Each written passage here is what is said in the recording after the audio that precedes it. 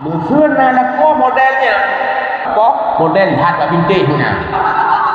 Lagi mesti son and tinju lagi.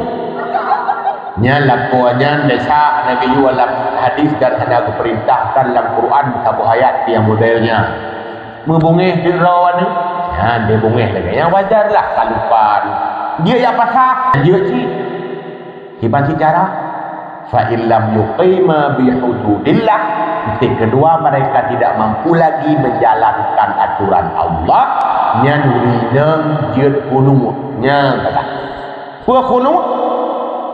Upah ceri. Ya, tujuh diberi kat ada RT daripada meninggal ni kan. Ha?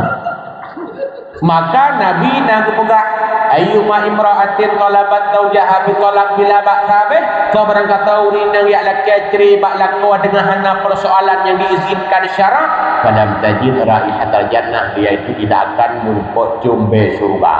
Nak kena katanya munyo kalaganya nya hana kena li sebab kada izin syarak, tapi laki ceri dengan puluh munyo hana ceri ya pasah juga sebab pasah naturan roi part-part yang juga kau nak saya kehana galak ni pasah-pasah tu hanya nah pada buah sebab lagi memang karena kenyanya katanya nah purahnya tempat panjang lom dia lupaannya ha? Berarti dia berupah ceri oh tunggu minta upah ceri kau mahal-mahal gelaki ATM nyala kau bangai lah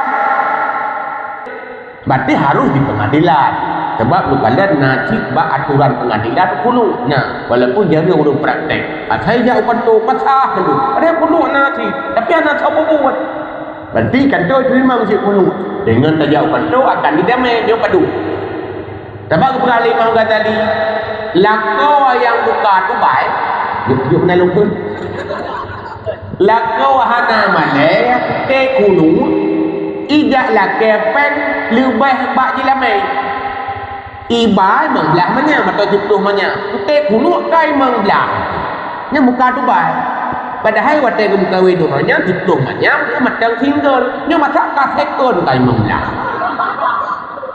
nya lakonya hana ilmu tapi bahaya ni beri memang nak kata RK yang parah-parah pertama hanya kena laju heuh nah pihak keluarga belah dua pihak belah adik dua runding kalau tak heuh buah kampung oleh yang baru hati hoi du mu hati yang baru jak pengadilan menyelup puluh jeut pasak jeut